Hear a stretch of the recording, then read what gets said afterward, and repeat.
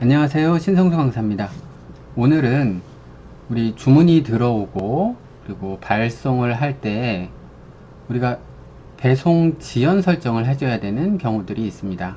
어떤 경우들이 있냐면, 예를 들어서 주문이 들어오면 만약에 오늘 출발 제품 같은 경우에는 여러분들이 설정해 놓은 시간, 예를 들어서 오늘 오후 2시 이전의 주문건은 당일 발송하겠다, 이렇게 오늘 출발을 설정해 놓은 경우에 간혹 재고가 없거나 오늘 출발시키지 못하시는 경우들이 있을 거예요.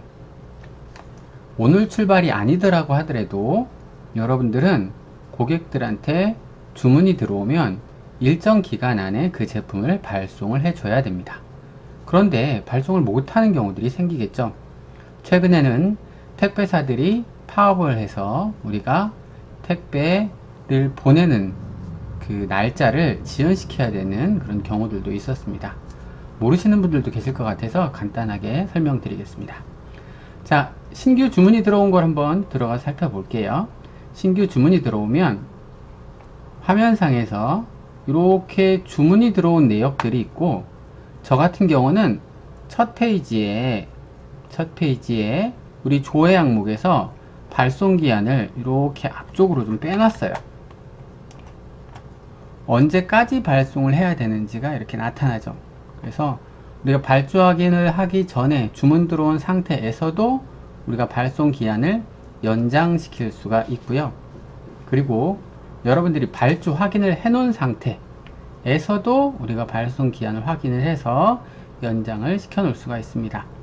예를 들면 6월 29일, 오늘까지죠. 오늘까지 발송 기한인데 오늘 발송할 수가 없을 것 같다 라고 하는 경우에 해당되는 주문건을 선택을 하시고, 맨 앞쪽에 앞쪽열에 있습니다.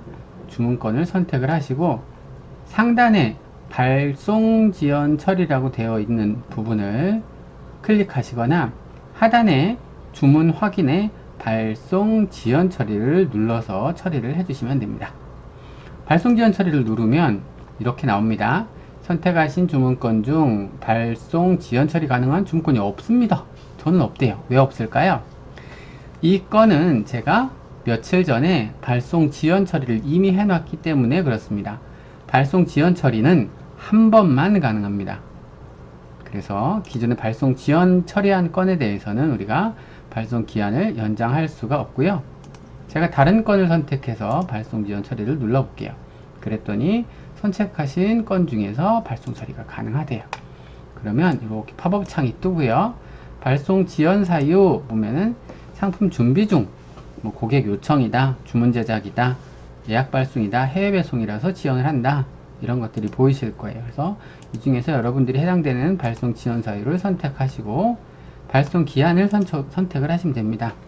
이때 발송 기한은 고객님께서 결제하신 이후로 최대 90일까지 가능해요. 자, 90일까지는 그냥 일반적인 주문일 때 그렇고요. 최근에 바뀐 게 오늘 출발로 설정해 놓은 상품은 결제일로부터 7일을 넘지 못합니다. 즉 7일 이내에 반드시 물건을 보내야 한다는 뜻이에요. 그래서 여러분들이 만약에 오늘이 6월 29일인데 우리가 예를 들어서 7월 2일날 발송을 할 것 같다, 조금 더 여유있게 여러분들이 입력해 놓으시는 게 낫겠죠. 발송 기한을 놓고 발송 지연 상세 사유에 7월 예를 들면 2일 입고 후 검수 발송해 드리겠습니다. 이렇게 발송 지연 사유를 반드시 입력을 하시고 발송 지연 처리를 하시면 됩니다. 이때 여러분들이 발송 지연 처리를 하게 되면 발송 지연 상세 사유를 입력한 내용 그리고 발송 기한이 이 물건을 구입하신 구매자한테 톡톡으로 안내가 갑니다. 그래서 고객분들이 알 수 있고요. 저희 같은 경우에는 발송 지연을 임의로 처리하지 않고요.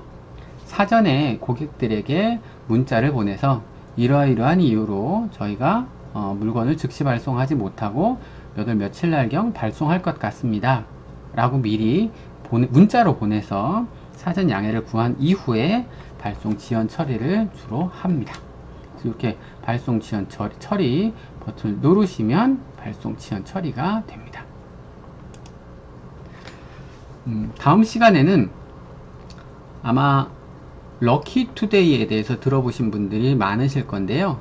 이 럭키투데이도 처음 하시는 분들은 이 이미지 사이즈나 이런 것들 때문에 아마 거부 처리된, 승인이 되지 않고 거부 처리되는 경우들이 좀 많이 있는 것 같아요. 그래서 우리 럭키투데이를 어떻게 설정을 하고, 또 기존의 럭키투데이를 꾸준히 해오셨던 분들 같은 경우에도, 저도 그런데 꼼꼼하지 못하다 보니까 자꾸 이미지를 어디다 저장해 놓은 걸 잊어버리고 또 만들고 그래요. 그런데 기존에 우리 럭키투데이에서 진행했던 상품이라고 하면 이미지를 따로 만들 필요 없이 기존 진행했던 이미지를 스마트스토어 판매자 센터에서 다운로드 받아서 사용하실 수도 있습니다. 그 부분까지 해서 다음번에는 설명을 드리도록 하겠습니다. 강의를 듣는 분들이 아직 많진 않지만 있으신 것 같은데요. 언제든지 궁금하신 게 있으시면은 아래쪽에 댓글로 문의해 주시고, 혹은 카카오톡에서 친절한 송소씨 검색하셔서 제가 스마트스토어에 이런 기능들이 궁금합니다 라고 물어보시면 답변 드리도록 하겠습니다. 감사합니다.